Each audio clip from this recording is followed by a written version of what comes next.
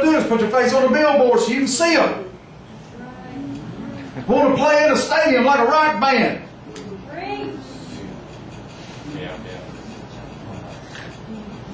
Real servants, real beings that are close to heaven. I don't matter. He does. I'm undone. I'm a dead man.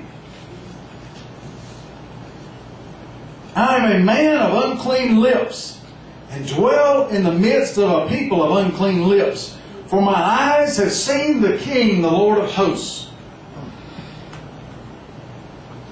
Think about Peter. You remember that? Right at the beginning, Jesus gets in, he says, hey Peter, man, let me borrow your boat. I can't, these people are shoving me in the water. Jesus gets in the boat, slides it out of the way, gets there and preaches. Alright? Them guys worked all night. Didn't catch a fish. That's no fun. I like to fish. Oh man. You see that woman right there? This is so wrong. I made 2 bad mistakes in my marriage. Okay? The first one, no, I said 2 bad ones. We're up in the millions on hardly a day goes by. Let's put it like that. The first one, we got married, she wouldn't touch a crawfish. And I just had to prove to her how good they were.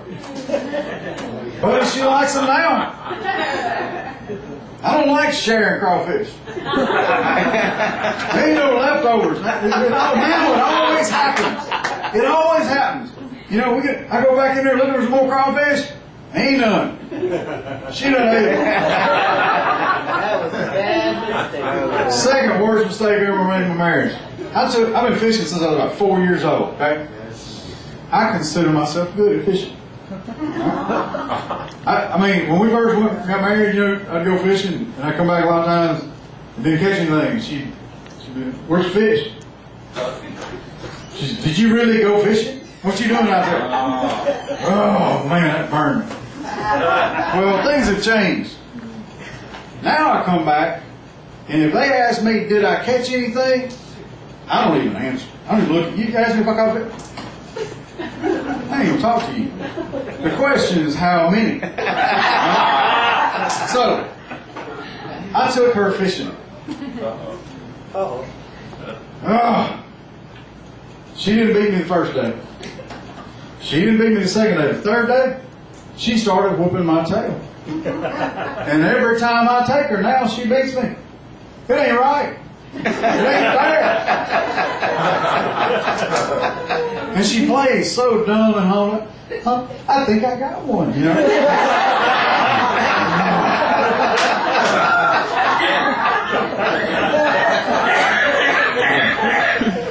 So Isaiah's looking at God. I don't know what that's got to do with my wife catching more fish.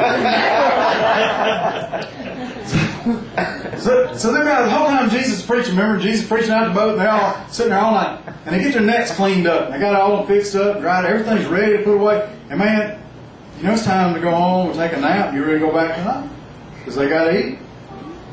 Jesus said, hey, why don't y'all just shove this thing out there and throw the thing back out? You know they're going to tear them and get them dirty and have to fix them and clean them again. They wasn't too enthused about it. Said, all right, they go out there and what happened? Man, this time, the nets broke. You know, churches, you can't get church to do anything good. It says, and they called to their fellows, their buddies. It was a competition. It was the people they were trying to beat and outdo and outcatch. Come help us. And it says the nets broke.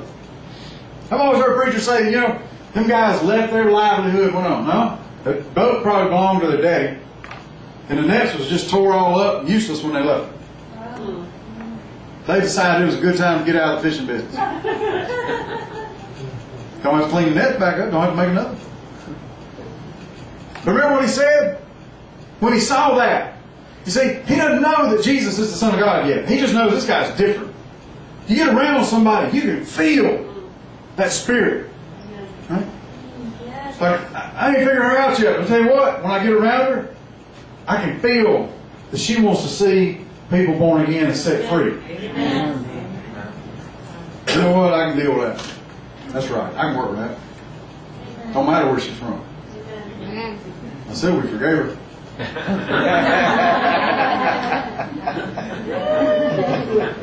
Peter, what did he say? Lord, sir, get away from me. I'm a sinful man. Okay? Now, fast forward over to Acts chapter 10. Remember? Peter sees the vision, the sheet comes down. I don't remember what time I started. If I go too long, tell me, I'll stop. No, we live here.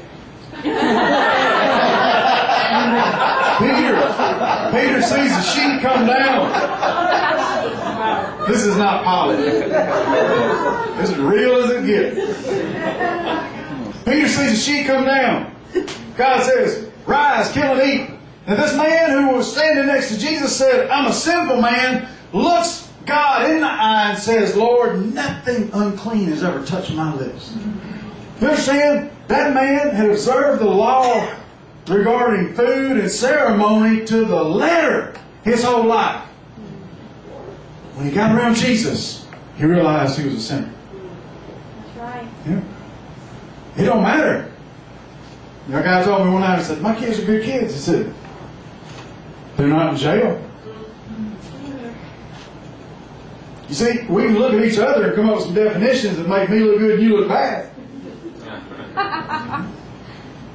But let's go to God. Amen. We're all in deep trouble with Him. Amen. And I'm telling you, somebody knows they're sinners better off with God than somebody don't think they are. Amen.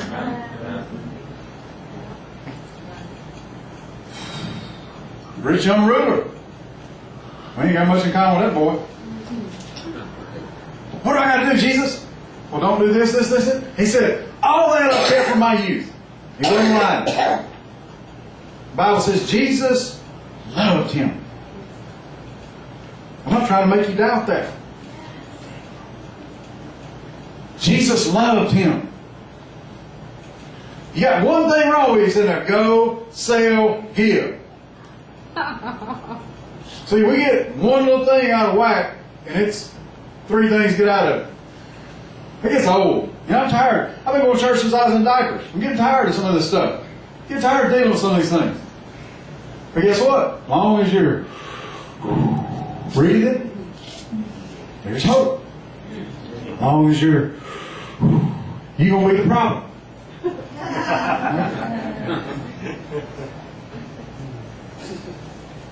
Woe is me, I'm undone. Because I'm a man of unclean lips. I live in the midst of a people of unclean lips. What happened? Right here. In this verse, in an instant, what happened? Isaiah saw the Lord. He saw his sinfulness and he agreed with him. You see, it's fun going to church. And somebody says something. And yeah, let's bust on her a little bit.